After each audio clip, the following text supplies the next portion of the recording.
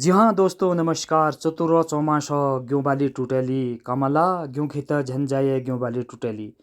हिमालय की तलहटी से मैं बलवन मेहता, पहाड़ी दाजू के यूट्यूब चैनल पर आप लोगों का हार्दिक स्वागत और अभिनंदन। मित्रों, मेरे पहाड़ में जो मातृ शक्ति है और जो मेरे वहाँ का पहाड़ का ट्रेडिशनल जो अपना कारोबार है, पुराना पारंपरिक जो रीति है, जिस हिसाब से हम खेती बाड़ी करते हैं, उसका एक छोटा सा अ, वीडियो बनाकर आप लोगों के एंटरटेनमेंट और थोड़ा जानकारी के लिए कि मेरे पहाड़ में इस तरह से खेती बाड़ी करते हैं और ये पुराना इस आज के आधुनिक भौतिक युग की सुख सुविधाओं की जगह पर आज भी हम इस तरह से ये पुराने पारंपरिक तरीके से इस हिमालय की तलहटी में खेती बाड़ी करते हैं। मित्रों, यहाँ पहाड़ में दरअसल में थोड़ा यहाँ की जलवायु बहुत ठंडी है। हम हिमालय की तलहटी में रहते हैं, यहाँ से हिमालय बुग्याल नज़दीक हैं, तो यहाँ खेती थोड़ा देर से पकती है और जितनी देर से पकती है और उतनी जल्दी इसको काटने की तैयारी में भी हम लोग जुट जाते हैं। कारण क्या होता है कि अगर खेती पक जाती है तो बहुत अच्छी तरह से अभी ये जौ हम टिप रहे हैं, यहाँ इनको जौ टिपना बोलते हैं। और इसको टिपने का एक तरीका मैं आपको बताऊं, बाकी मैं डिटेल में जाऊंगा बाद में। ये रिंगाल के डंडों के बीच में इस तरह से जौ की बालियों को यानी कि पौधों को फंसाकर इस तरह से खिंचाव किया जाता है और जो टूट जाते हैं वो ठीक, और जो नहीं टूटते हैं उनको इस तरह से दरांती से काटा जाता है। जो हमारी मातृशक्ति महिलाएं, माताएं, बहनें जो काम करती हैं, तो ये जौ की बाली काटते हैं इसमें, तो कमर में रस्सी बांध के उसमें दरांती को अटकाया जाता है और इस तरह से ये निकाले। और ये जो अभी आप ये देख रहे हैं, ये ऐसे करके इसकी जो आप धड़धड़ाहट सुनने होंगे आप, ये जौ टिपने की, तो ये दो रिंगाल के डंडों के बीच में पौधों को सटाकर और खींचा जाता है। और जो पौधे खींचते हुए यूँ टूट जाते हैं वो ठीक है, जो नहीं टूटते हैं तो उसको थोड़ा या तो हाथ से, फिर या इस तरह से ये दरांती होती है पेट में, कमर में दरांती अटकाया जाता है, तो उससे इसको तोड़ा जाता है। तो खैर, ये तो रही पुरानी रीति। इस तरह से ये जैसे मैं आपको दिखा रहा हूँ, ये खिंचाव इस तरह से काट के, और ये देखिए, ये खींचा, ऐसे खींचा और ये इस तरह से काटा। और मित्रों, जहाँ तक हमारे पहाड़ की मातृशक्ति की बात है, तो ये इनको ये धन्य है यहाँ कि ये मेहनत कश कर्मणी लोग जो इस कार्य को नित्य प्रतिदिन निपटाते हैं। और क्या मातृशक्ति हो, क्या युवा हो, क्या जवान हो, क्या अन्य परिवार के सदस्य, इस तरह से हम अपने कार्यों को संपादित करते हैं। और क्योंकि हम पहाड़ में रहते हैं, तो पहाड़ के हिसाब से यहाँ की जलवायु और पहाड़ के हिसाब से यहाँ का खेती बोना और काटना और यहाँ का अपने तरीके का सिस्टम है। तो ये जो गेहूँ टिपाई के बाद जो जौ हैं, गेहूँ नहीं है ये। एक चीज़ और मैं इधर कुछ जोड़ दूँ कि हम लोग पहाड़ में अभी भी जौ बोते हैं। जौ बोने का कारण दो तीन चीज़ें हैं। एक तो जिस खेत में हम जौ बोएंगे, वहाँ पर जहाँ गेहूँ एक कट्टा होगा, एक कट्टा गेहूँ होगा, वहाँ यहाँ जौ बोने पर जौ की बालियाँ और जौ हमें दो कट्टे प्राप्त होंगे। मतलब कहने का मतलब यह है कि जो उसकी जो पैदावार होगी, वो गेहूँ ठंडी जलवायु के कारण यहाँ कम पैदा होता है। जौ जबकि भरपूर मात्रा में इसके जलवायु के हिसाब से अच्छी होती है। तो जौ टिपने के बाद जो बाकी नोऊ कहते हैं हमारे पहाड़ में इसको, जो ये बच जाता है, इसको इस तरह से ये देखिए काट के सुखा दिया और ये सूखेगा। फिर इसका लूटा भी लगाते हैं हम बाद में। जो जौ हैं उनको हम टीप लाते हैं, उसके बाद हमें एक खलिहान होता है, वहाँ पर हम इसको इस तरीके से सुखा देते हैं। और सुखाने के बाद इसको दिन में अच्छी धूप में जब सूख जाते हैं, और तो उसके बाद हम इसको, ये किसी क्रिकेट खिलाड़ी का बैट नहीं, ये हमारे पहाड़ में इसको दबो बोलते हैं। ये बांस का बनाया जाता है मजबूत, और इसमें थोड़ा नक्काशी की जाती है, तो ये शशा से खौ चूटना बोलते हैं हमारे वहाँ। इस तरह से इसको जो सुखाए हुए जौ की बालियाँ थी उनको इस तरह से चूटा जाता है और इसमें से दाने अलग निकाल कर, फिर जब हवा का रुख शाम को अच्छा रहता है, बहाव हवा अच्छी चलती है, तब सूपे से हम इसको, इसमें जो जो चिल होता है इसका, उसको हटाने का काम करते हैं। और नीचे कुल मिलाकर ये मोहट आपने कई बार देखा होगा, जो हमारे बागेश्वर, पिथौरागढ़ या अल्मोड़ा डिस्ट्रिक्ट के लोग हैं, यदि गढ़वाल क्षेत्र में चले जाइए, पहाड़ी क्षेत्रों में, वहाँ पर रिंगाल का बहुत अच्छा प्रयोग होता है, एक तरीके से हमारे वहाँ आर्थिक इकनॉमी कहा जा सकता है।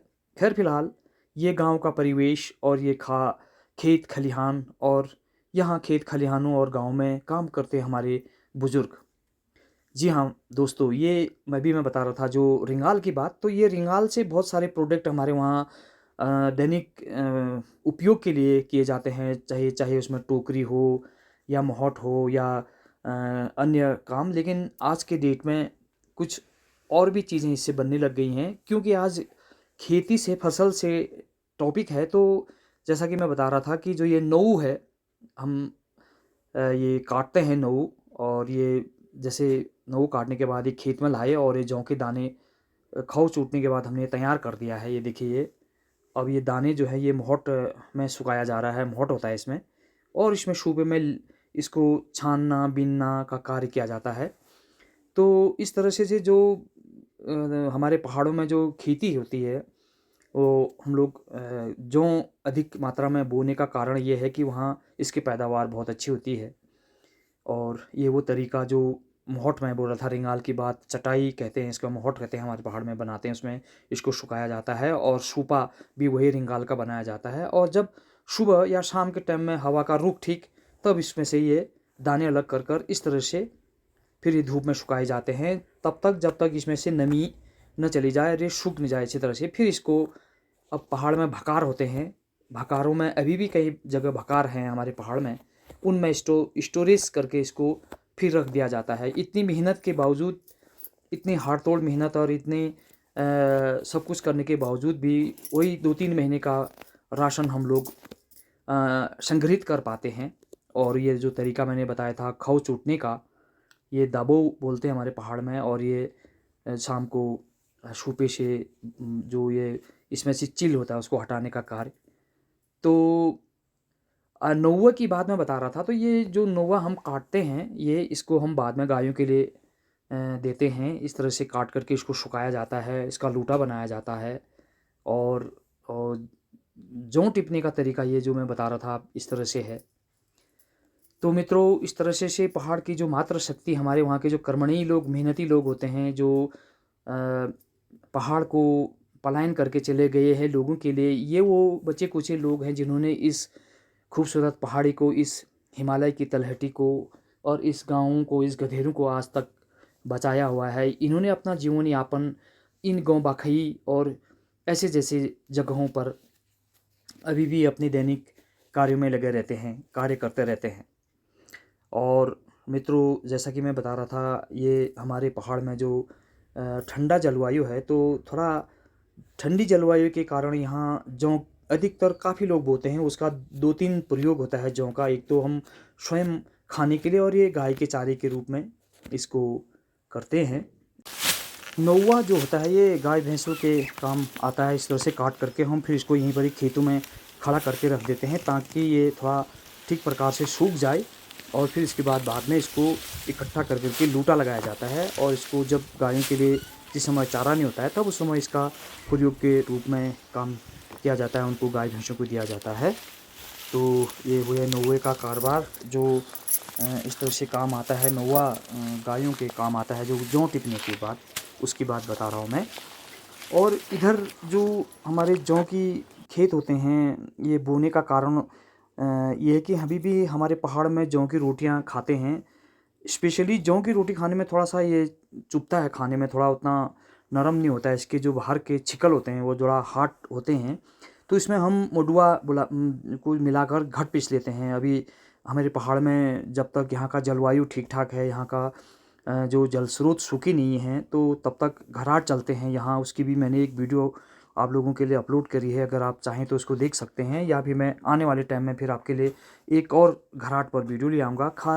फिलहाल आज हमारी खेती से संबंधित है, तो ये जो होते हैं इसमें मडुआ मिलाकर हम अभी तो रोटी खाते हैं। दूसरा, जौ 2-3 तरीके से काम में आता है। एक तो हम गायों के लिए, जो बैल होते हैं हल बाने वाले, उनके लिए पिंड कहते हैं उसको, दौ लगाते हैं हम उनके गायों के लिए और बैलों के लिए। और दूसरा, एक और स्पेशल चीज़ इसमें और जोड़ूं तो ये जो होता है वो शुद्ध माना गया है। देवी देवताओं को, इष्ट देवताओं को भी जौ चढ़ाया जाता है। और कई बार आप लोग, क्योंकि अब शादी ब्याह होता है या कोई ऐसा आयोजन होता है, तो तब भी शादी ब्याह में भी जौ का महत्व है। देव आप देव वो करते हैं जब, या दुल्हन विदा होती है तो उस समय भी कई बार जौ सरसों तिल और इस तरह से चीज़ें उसको परख कर उसको फेंकने का, इस तरह का एक अपना एक तरीका है, एक अनुष्ठानिक चीज़ें हैं। ये छोटी सी बालिका, इसको भी ज़रा मैंने कहा चलो शूट कर देता हूँ, बना देता हूँ इसकी भी वीडियो। तो मैं बोल रहा था कि जो फिर दूसरा जो शादी ब्याह में अनुष्ठानिक काम में तो आता ही आता है। दूसरा सबको पता है कि पूरे हमारे सनातन धर्म में, हिंदू धर्म में जो पितरों का श्राद्ध किया जाता है, तो श्राद्ध में भी जौ तिल का एक अपना महत्व है। तो इस तरह से अनुष्ठानिक कार्यों के साथ साथ गाय भैंसों के खाने के साथ साथ उससे पूर्व में इंसान के लिए भी जो ये जौ होता है, ये हालांकि आज के युग में ये भी देखा जाता है कि अब मोटे अनाज को इसको प्रोत्साहित करने के लिए, इसका मोटिवेशन और इसका प्रचार प्रसार बढ़ावा करने के लिए ग्लोबल क्षेत्र में भी, यानी कि जो वैश्विक स्तर पर भी इसका प्रचार और प्रसार हो रहा है और मोटे अनाज को एक तरीके से उसको बढ़ावा दिया जा रहा है। खैर फिलहाल तो जौ की बात जो मैं बोल रहा था, जौ इस तरह से हमारे पहाड़ों में जौ जो होते हैं ये बोने का अधिकतर, हम अगर हमारे पास 25% लगभग, मैं अधिकतर बल्कि 50% जो अपना प्रयोग करने का वह है ज़मीनें हैं, तो वहाँ पर अधिकतर हम जौ की खेती करते हैं। कारण ये है कि यहाँ पर जो जौ का उपज है वो एज कंपैरिजन गेहूं के जौ की अच्छी पैदावार होती है जलवायु के हिसाब से, और ये जल्दी पक जाता है। कई बार क्या होता है कि हम गेहूं तो बोते तो हैं, लेकिन गेहूं का फसल देर में पकती है, और तब तक क्योंकि मौसम का बहुत जल्दी, यहाँ पर हिमालय के नज़दीक रहते हैं तो मौसम परिवर्तन होता रहता है। कई बार पूरी साल भर की मेहनत, बुआई गुड़ाई निराई और उसकी लंगूर बंदरों से बचाव देखभाली के बाद जब लास्ट में फसल पक जाती है तो कई बार ओले पड़ जाते हैं, बारिश होने लग जाती है। तो इसका भी एक कारण ये है कि हम जौ जल्दी पक जाते हैं, गेहूं देर में पकने और अपना साल भर की मेहनत का नुकसान ना हो, इसलिए गेहूं की पैदावार हम ज़्यादा करते हैं, अभी भी बोते हैं।